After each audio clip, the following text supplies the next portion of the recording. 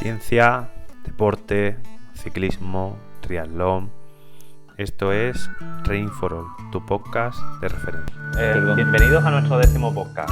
Hoy vamos a hablar de ayudas ergogénicas, pero seguramente la sustancia de la que vamos a hablar no te suene o desconocías que se consideraba como tal.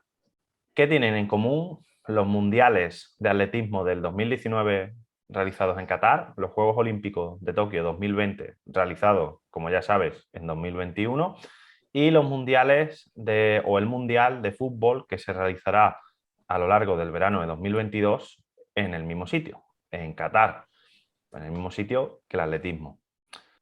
Si has pensado que lo que guardan en común estos tres eventos es que son eventos, como he dicho antes, de talla mundial, pues básicamente no iba por ahí. Va un poco más sobre las condiciones climáticas a las que se van a enfrentar los deportistas tanto en uno como en otro. Y es que son países, los lugares donde se celebran, por regla general, muy altos o que tienen una alta temperatura y muy alta tasa de humedad. En concreto, son países donde, por regla general, se superan en muchos casos los 30 grados centígrados en verano y unas tasas de humedad incluso por encima del 70% constante. Por lo tanto, los deportistas que se han enfrentado a estos eventos o que se enfrentarán en aquellos casos donde todavía no se ha realizado, como el Mundial de Fútbol, habrán tenido que soportar condiciones climáticas realmente duras, sobre todo teniendo en cuenta que van a tener que estar ejercitándose.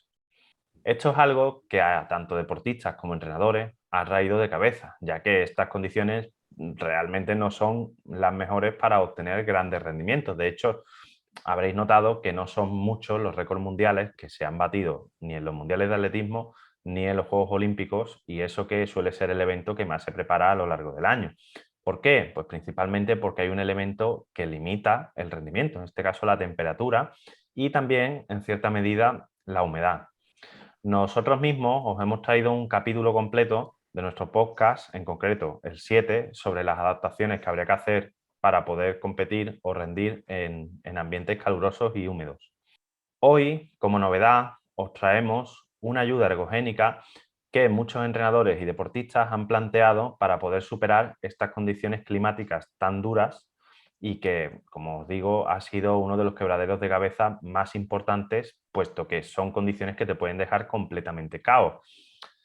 Esta ayuda es el mentol, sobre la que intentaremos arrojar luz ahora con mis compañeros y sobre todo intentaremos saber si realmente es beneficiosa, si es segura y a qué consenso científico llegan las personas que lo han estudiado para establecer ciertos patrones de aplicación y que, bueno, como he dicho ahora mismo, lo van a tener, nos lo van a explicar mis compañeros Gabri, en primer lugar, Sergio y Jesús.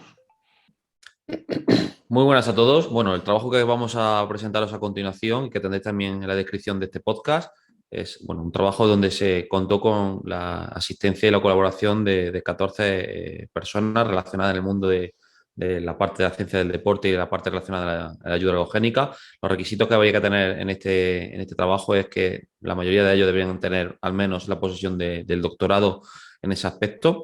Y dentro de este tipo de personas o colaboradores que tuvieron el artículo, se utilizó la siguiente metodología. A continuación, lo que se realizó fue la votación de 96 declaraciones generadas en torno a una pequeña revisión que se realizó de la literatura existente del uso del mentol como ayuda ergogénica, donde se utilizaron principalmente 3 rondas para acertar o descartar una serie de hipótesis o ideas segmentadas o sacadas de esa revisión de la literatura actualizada y a partir de ahí encontrar cuáles son las ideas que sí están más sustentadas en la evidencia, cuáles son las que están más en duda y dentro de las que están en duda, cuáles sí se pueden apoyar o automáticamente eliminar dentro de unas 3 rondas de preguntas en las que se establecía de si se estaba de acuerdo o en desacuerdo y que para que se emitiera ese efecto positivo, sobre todo ese efecto beneficioso o esa concordancia de las opiniones o sobre todo de la información, se tenía que establecer un criterio del 80% de aceptación. En concreto, para resumir un poquito las ideas principales dentro de esas 96 declaraciones, podemos establecer el uso del mentor como ayuda ergogénica dentro de 2 campos, principalmente el uso tópico del mentor, es decir, el uso del mentor desde el punto de vista de la aplicación en la piel, y luego los enjuagues bucales con mentol. ¿Vale? Principalmente dentro de este estudio también se hablaba en concreto de que no solo podría tener beneficios en deportistas de alto rendimiento y sobre todo para la mejora del rendimiento, sino que también en casos como deportistas recreacionales, deportistas entrenados o incluso personas activas, podría tener efectos beneficiosos desde el punto de vista del rendimiento y al final de la mejora del entrenamiento. En cuanto a las pautas de uso, es decir, de cómo se usa este uso tópico, estos usos enjuagues, hay distintas alternativas, principalmente dos. Una en la que nos encontramos un uso previo a la práctica deportiva y otra estrategia donde incluso durante el entrenamiento o la competición se realizan varias tomas para conseguir esa mejora de los efectos en cuanto al uso del mentol como ayuda ergogénica. A continuación os dejo con mi compañero Sergio que os contará también algunas de las aplicaciones prácticas de este estudio. Pues sí, Gabri, al final el mentol es un suplemento relativamente nuevo, lo cierto es que se ha visto impulsado, como bien hemos comentado, por los recientes Juegos Olímpicos de Tokio, donde las condiciones climáticas eran de calor y humedad. Y como comentamos en este paper, ¿no?, que traemos en este episodio, la evidencia científica, a pesar de ser relativamente nuevo, como comento, parece apuntar a que sí que tiene efectos positivos significativos sobre el rendimiento en estas condiciones de humedad y calor. Esto, la verdad, que me parece bastante práctico y útil para gran porcentaje de los deportistas que tienen que lidiar con condiciones similares en varios meses del año, ¿no?, que vendrían a ser el verano en sí mismo, como pasa en España, o al menos de forma general. No obstante, debido a esta relativa novedad del mentol como ayuda ergogénica, todavía falta bastante trabajo por hacer a la hora de definir bien los protocolos de administración. Hay que definir bien la dosis, el timing, es decir, cuánto tiempo antes o si hay que repetirlo durante el ejercicio y cada cuánto tiempo, la concentración de este suplemento, qué área del cuerpo sería más efectiva para aplicarlo, etcétera. Entonces, como digo, falta todavía determinar muy bien esos protocolos de administración para que al final el uso del mentol como ayuda ergogénica sea realmente práctico, efectivo y seguro. Al final, con el boom que ha tomado un poco el mentol, con los Juegos Olímpicos sobre todo, muchas marcas comerciales han empezado a sacar productos al mercado que contienen mentol en sus formulaciones, como por ejemplo geles, bebidas, etcétera.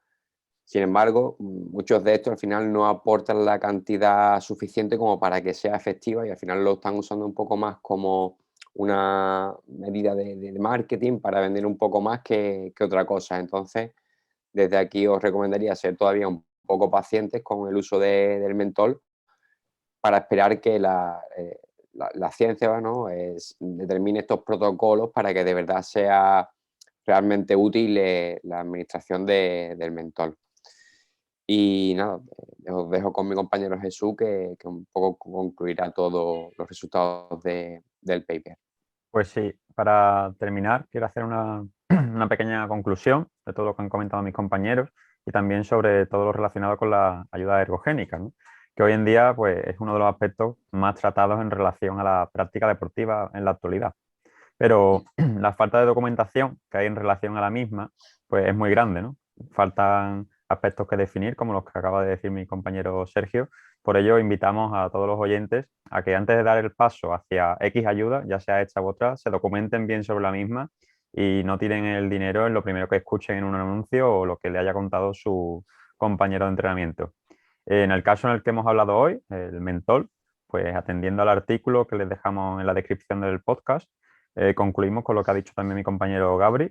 Los resultados de este estudio apoyan el uso del mentol en ciertos casos. Recordamos que la aplicación tópica y el enjuague bucal.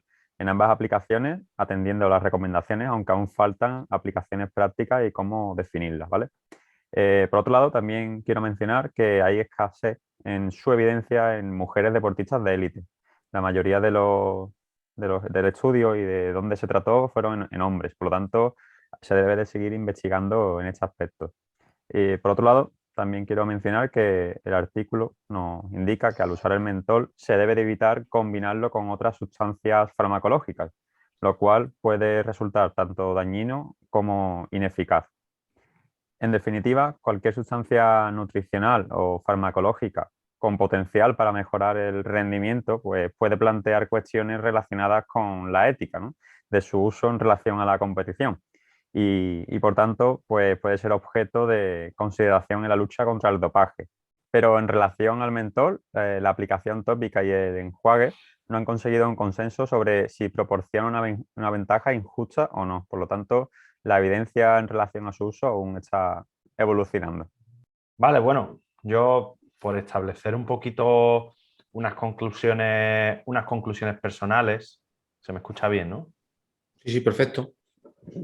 Vale, pues por establecer un poquito unas conclusiones personales, diría que no el mentol, pero productos parecidos ya llevamos viéndolo en las competiciones desde hace muchísimo tiempo. ¿Quién no ha visto a esas personas con tapones en la nariz, ¿vale? Con sustancias con extractos de eucalipto, de menta, simplemente que consiguen cierto efecto sobre la mucosa, consiguiendo que ésta sea más acuosa y permitiendo quizá respirar un poquito mejor. También que sienten o ellos perciben que tienen una mayor capacidad cardiorrespiratoria, ¿no? Gracias a este tipo de productos. Yo no digo que sea ni bueno ni malo, ni que esté demostrado o que lo deje de estar, pero que aunque es verdad que el uso del mentol en concreto probablemente sea algo muy nuevo, productos similares o parecidos llevan ya muchísimo tiempo con nosotros. En este caso, pues el Big Vaporub, yo creo que sé, hay muchísimas opciones que yo he visto de todo. En tantos años de competición creo que he visto ya casi de todo. En el caso de lo que hablábamos sobre este paper, pues bueno, como bien dice, por mucho que miréis, no vais a encontrar una pauta concreta de aplicación, sino que básicamente se han dado cuenta de que lo están utilizando los deportistas y que cada uno lo utiliza un poquito como puede o quiere, ¿no? Y unos lo hacen tópico, otros pues tal, y claro, a la hora de que vosotros, deportistas más amateur o entrenadores, queráis, por así decirlo, utilizarlo con vuestros deportistas, que sepáis y que quede muy claro que todavía no hay un consenso claro y que dice explícitamente el artículo que se necesitan investigaciones con atletas en condiciones de calor, es decir, se necesitan pruebas piloto para saber si esto realmente funciona o no. Parece ser que sí, pero hay que demostrarlo con deportistas, con atletas y además para saber qué dosis. Es súper importante. Si no sabes qué dosis, no sabes si lo que haces vale para algo o no. Y eso es por recalcar un poquito la postura que os había dado Jesús, que me parece súper importante, ¿vale? No gastéis el dinero para nada. Y además, cuidado, porque en cualquier momento, y también recalcando la postura de Jesús, esto puede convertirse en doping y estar en la siguiente lista de la WADA o de lo que sea, por el mero hecho de que ya se sabe que puede mejorar el rendimiento. Eso sí que se tiene relativamente claro, por lo cual esperarse cualquier cosa de que se ponga de moda y al poco la UCI o la WADA o quien sea, pues corte un poquito el grifo y tengáis problemas con este tipo de cosas, ¿vale? Nada, esa es mi conclusión. No, totalmente de acuerdo. Yo creo que una de las claves que hay que ahondar en el futuro es que se necesita más investigación para poder cerrar las dosis. Por ejemplo, en otro tipo de ayuda ergogénica, como puede ser la creatina, la cafeína, está muy clara cuáles son los baremos de dosis que hay que ir utilizando. Y luego, sobre todo, lo que ha comentado también Jesús, muy interesante, lo del tema de, ojo, cuidado que una ayuda que está saliendo, entre comillas, como nueva, puede ser motivo de listas de inspección de la WADA. Y si no estamos actualizando ese aspecto y pues si por un casual lo metieran como sustancia prohibida, cuidado con el tema. De momento, en la WADA no hay nada al respecto, pero sí es cierto que habría que tener en cuenta esa consideración porque nos podemos llevar un susto y sobre todo toda esa parcela de que no sabemos a ciencia cierta todavía qué dosis, en qué toma y con todos los datos, sobre todo en todas las muestras, o cuáles serían los procesos de individualización para tomar esa ayuda ergogénica. Sí, yo lo que también he comentado, ¿no? De acuerdo con vosotros en que hay que ser todavía pacientes y esperar que haya mucha más información clara respecto de cómo usar el mentor antes de arriesgarnos a nada, a perder dinero, a poner en riesgo nuestra salud o incluso lo de temas del dopaje, ¿no? Así que un poco de paciencia y ya veremos qué se concluye al respecto. Pues sí, totalmente de acuerdo con las conclusiones de mis compañeros, voy en la misma línea Así que nada, animo a todos a que sean cautos, que esperen nuevas investigaciones, que cierren un poco todas estas líneas de las que hemos hablado.